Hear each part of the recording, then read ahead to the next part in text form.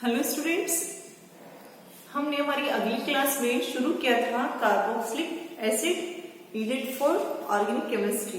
ठीक है, तो आप उसको आगे बढ़ाते हैं। हमने अभी तक कार्बोक्सिलिक अम्ल की डेफिनेशन देखी थी, उसी के साथ हमने उसका नामकरण देखा था। अब हम देखेंगे आइसोमेरिज में समावयवता। आइसोमेरिज में समावयवता किसे कहते हैं? जब किसी दो यौगिकों के अणु सूत्र तो समान हो लेकिन संरचना सूत्र अलग अलग हो तो ऐसे यौगिक या ऐसे अणु परस्पर समावयवी कहलाते हैं।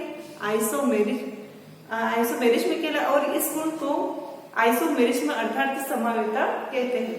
क्या?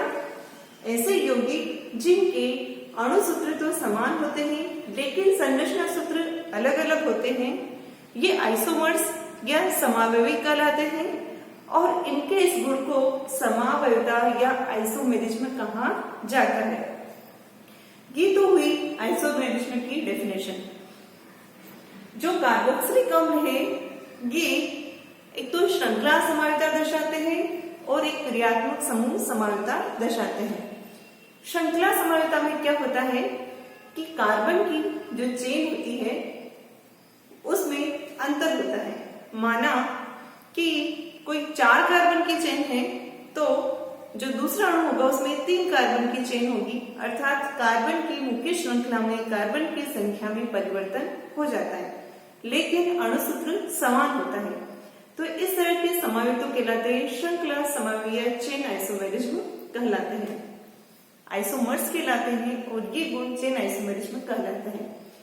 क्रियात्मक समूह की बात करें, क्रियात्मक समावयवता की, इसमें क्या होता है कि दोनों आइसोमर्स का जो फंक्शनल ग्रुप होता है उसमें अंतर होता है। तो जो कार्बोक्सिलिक समूह है या जो कार्बोक्सिलिक अम्ल है ये एस्टर के साथ में क्रियात्मक समावयवता प्रदर्शित करते हैं। अब हम उसको देखते हैं।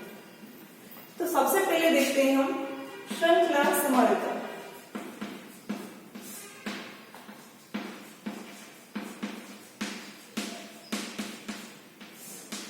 जैसे देखो ये हमारे पास एक अणु है,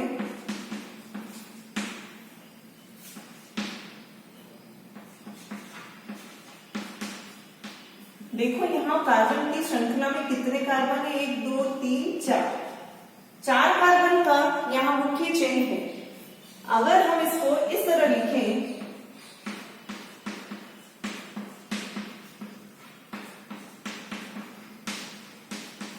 इसमें देखिए कि यहाँ पर कार्बन श्रृंखला में मुख्य कार्बन श्रृंखला में कितने कार्बन है? 3, जबकि वहां कितने कार्बन है? 4। तो देखो यहाँ पर क्या है, अणु सूत्र की बात करेंगे तो अणु सूत्र देखो कितने हैं? कार्बन 4। हाइड्रोजन की बात करें 1 2 3 तो ये हो गए, 3 और 3 6 और 2 8, C4H8 और 2। ठीक है, ये इसका अणु सूत्र है। यहाँ पर हम बात करते हैं कार्बन यहाँ भी कितने हैं? 4। हाइड्रोजन की बात करें तो 3 और 3 6, 7 और 8। हाइड्रोजन यहाँ पर कितने हैं? 8 और ऑक्सीजन कितने हैं? 2।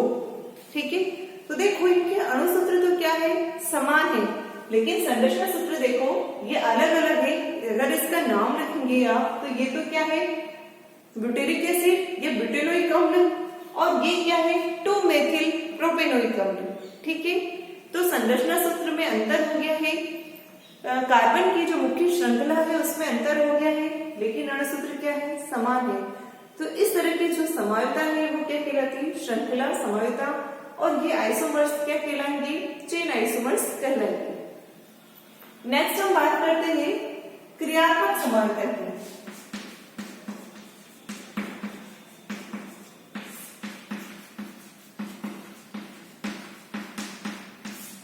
क्या आप इसका और भी कोई समावयव बना सकते हैं? नहीं बना सकते हैं। क्या और CH3 को कहीं रिप्लेस कर सकते हैं? नहीं कर सकते हैं। चलो क्रियात्मक समावयवता से पहले हम एक और उदाहरण लेते हैं इसका श्रृंखला समावयव का। तो देखिए अगर मैं 5 कार्बन का एसिड लेती हूं, 5 कार्बन का जो एसिड है इसको क्या कहेंगे हम? पेंटेनोइक अम्ल। देखो 1 2 3 4 5। ठीक है, अब अगर मैं इसको इस इस तरह कर दूं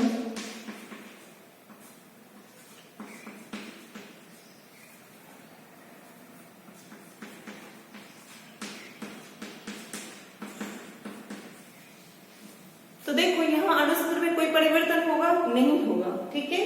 तो इस तरह से भी मैं इसको प्रदर्शित कर सकती हूँ। एक और तरीका है इसको प्रदर्शित करने का, यहाँ देखो कितने कार्बन की श्रृंखला है, 1 2 3 4 कार्बन की श्रृंखला है। अब हम ऐसा करते हैं कि इसको 3 कार्बन की श्रृंखला में कन्वर्ट कर देते हैं। तो देखो इस तरह से ये 3 कार्बन की श्रृंखला में कन्वर्ट हो जाएगी, ठीक है। हम श्रृंखला समवाय पढ़ रहे हैं, इसलिए हमें क्या चेंज करना है, मुख्य कार्बन की श्रृंखला में चेंज करना है। जहाँ 5 कार्बन की थी वो हमने 4 कार्बन में चेंज कर दिया और एक मेथिल ग्रुप को प्रतिस्थापी के रूप में जोड़ दिया। इसी तरह जब 4 की थी तो 3 में कन्वर्ट कर दिया और 2 को मेथिल ग्रुप को प्रतिस्थापी के रूप में जोड़ दिया। तो अगर इसका जो नामकरण होगा वो क्या होगा, 2,2-डाइमेथिल प्रोपेनोइक अम्ल। तो इस तरह से ये 3 हैं जो कि क्या है, श्रृंखला समावेवी है। तो इस तरह आपकी कार्बन की श्रृंखला में आपको कम करना है। तो क्या अब इसको 3 से आप 2 में कन्वर्ट कर सकते हो, नहीं कर सकते हो। इस मेथिल को आप ऊपर जोड़ोगे तब भी वही बात है, ठीक है। अब देखते हैं क्रियात्मक समावेवी। तो जो ये कार्बोक्सिलिक एसिड होते हैं, ये हमने अभी भी बोला कि ये एस्टर के साथ में क्रियात्मक समावेशिता प्रदर्शित करते हैं। ये देखो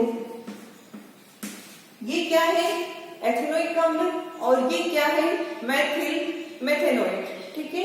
ये एस्टर है और ये एसिड है, ये आपस में क्या है, क्रियात्मक समावेशिता प्रदर्शित करते हैं। क्या इनका अणुसूत्र अलग अलग है, तो देखो इसके अणुसूत्र की बात करें, C2 2 कार्बन, हाइड्रोजन 4 और ऑक्सीजन 2।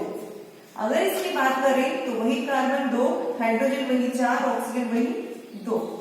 अणुसूत्र क्या है, समान है, लेकिन जो क्रियात्मक समूह है वो क्या है, अलग अलग है, इसलिए ये क्या है, क्रियात्मक समावेशी कहलाते हैं। तो कार्बोक्सिलिक एसिड का क्रियात्मक समावेशी कौन होता है, एस्टर होता है, ठीक है। तो ये इस तरह से कार्बोक्सिलिक एसिड 2 तरह की समावेशिता प्रदर्शित करते हैं। आगे देखिए, नेक्स्ट हम देखेंगे, क्या आप लोग बता सकते हैं कि कार्बोक्सिलिक एसिड में स्थिति समावेशिता प्रदर्शित होती है या नहीं होती है। तो इसका आंसर ये होगा कि कार्बोक्सिलिक एसिड में स्थिति समावेशिता प्रदर्शित नहीं होती है। ऐसा क्यों कहा मैंने कि स्थिति समावेशिता प्रदर्शित नहीं होती है।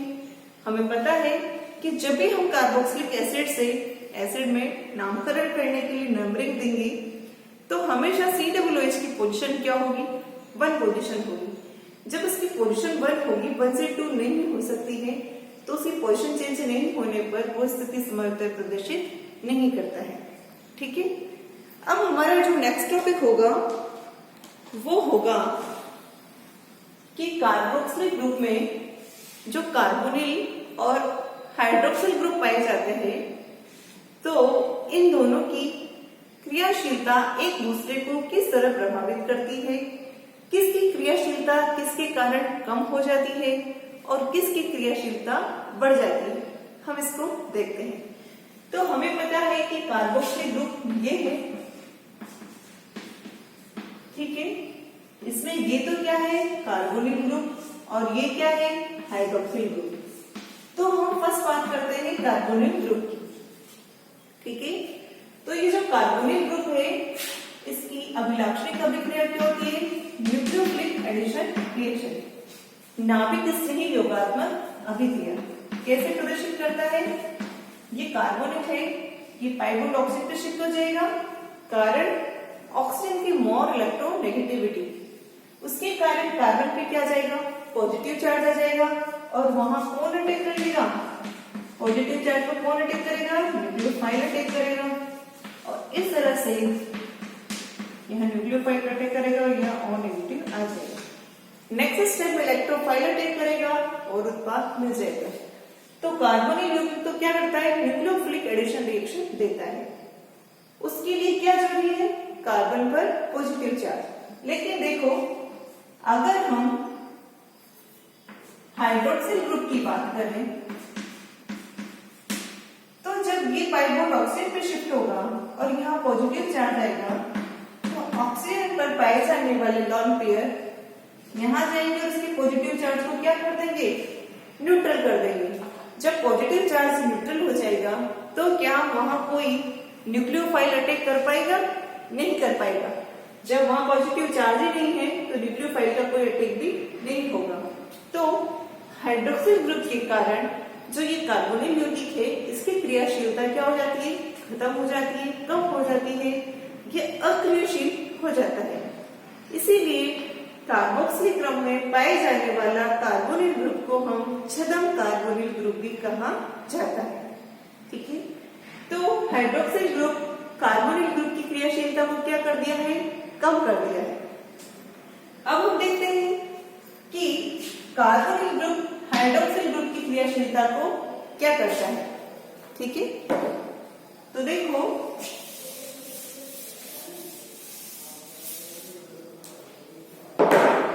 ये है हमारे पास में हाइड्रोक्सिल ग्रुप। हमें पता है कि माना ये हाइड्रोक्सिल ग्रुप है, ये H+ जब देगा तो हमारे पास क्या आ जाएगा, एल्कोक्साइड आ जाएगा।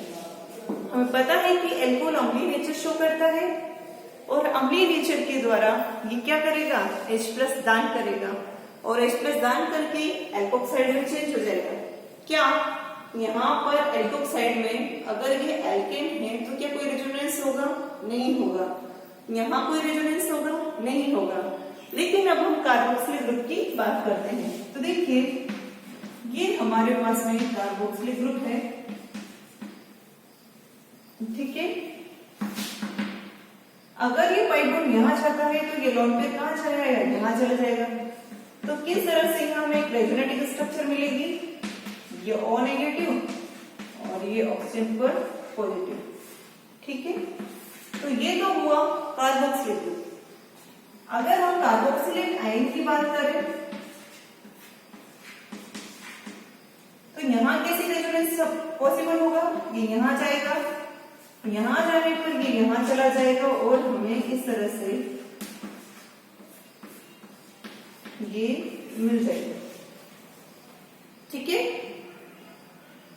तो ये हुई बात। यहाँ पर अल्कोहल में क्या रेजोनेंस हो रहा है, नहीं हो रहा है अगर ये एल्केन है तो। ठीक है, लेकिन देखो जब हम कार्बोक्सिलिक ग्रुप की बात करें तो कार्बोक्सिलिक ग्रुप में या कार्बोक्सिलेट आयन में दोनों में ही रेजोनेंस हो रहा है, रेजोनेटिव स्ट्रक्चर मिल रही है।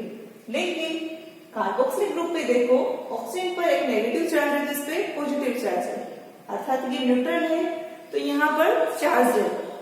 इन दोनों अनुनादी संरचनाओं में जो ऊर्जाओं का अंतर है वो बहुत ज्यादा होता है और ऊर्जाओं के अंतर बहुत ज्यादा होने के कारण ये रेजोनेंस इजीली पॉसिबल नहीं हो पाता है। ठीक है, क्योंकि एनर्जी की क्या है, ज्यादा है। लेकिन अगर हम कार्बोक्सिलेट आयन की रेजोनेटिव स्ट्रक्चर की बात करें तो देखो यहाँ पर एक ऑक्सीजन पर न्यूट्रल है तो एक नेगेटिव है, दूसरे रेजोनेटिव स्ट्रक्चर में ये नेगेटिव है तो ये न्यूट्रल है। तो इन दोनों अनुनादी संरचनाओं में जो एनर्जी गैप होता है वो काफी कम होता है, इसलिए ये अनुनाद इजीली हो जाता है और अनुनाद होने के कारण ये कार्बोक्सिलेट आयन स्टेबल हो जाता है।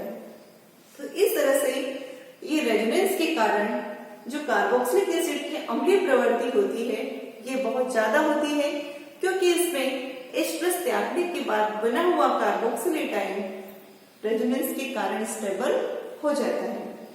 अब हम एक और चीज देख रहे हैं, यहाँ पर हमें पता है कि देखो एक बार यहाँ पाई बॉन्ड है तो यहाँ क्या है, सिंगल बॉन्ड है, फिर यहाँ सिंगल बॉन्ड है तो यहाँ क्या है, पाई बॉन्ड है, और इन दोनों में क्या है, साम्य स्थापित है। तो क्या होता है कि जो कार्बोक्सिलिक ग्रुप होता है इसमें CO ये दोनों जो बॉन्ड लेंथ होती है ये कैसी होती है, समान होती है। इसमें कार्बोक्सिलेट आयन में रीजन रेजोनेंस, अगर यहाँ पार्शियली पाई बॉन्ड कैरेक्टर है तो यहाँ भी पार्शियली पाई बॉन्ड कैरेक्टर या डबल बॉन्ड कैरेक्टर पाए जाते हैं, इसलिए बॉन्ड लेंथ भी क्या होती है, समान होती है। तो ये देखा आपने कि जो हाइड्रोक्सिलिक ग्रुप तो कार्बोनिल की अभिक्रियाशीलता को कम कर रहा था, लेकिन कार्बोनिल ग्रुप यहाँ हाइड्रोक्सिल की क्रियाशीलता को क्या है, बढ़ा रहा है। तो इस तरह कार्बोक्सिलिक ग्रुप अम्लीय नेचर शो करते हैं। ये तो ही बात इनकी क्रियाशीलता की एक दूसरे पे प्रभाव की, ठीक है। आगे अब हम देखेंगे कि किस तरह से जो कार्बोक्सिलिक ग्रुप में उसमें हाइड्रोजन बॉन्डिंग पाई जाती है, किस तरह से ये अम्लीय नेचर शो करते हैं, इनके कौन कौन से भौतिक गुण होते हैं, इन सबको हम अगली क्लास में लेंगे। Thank you.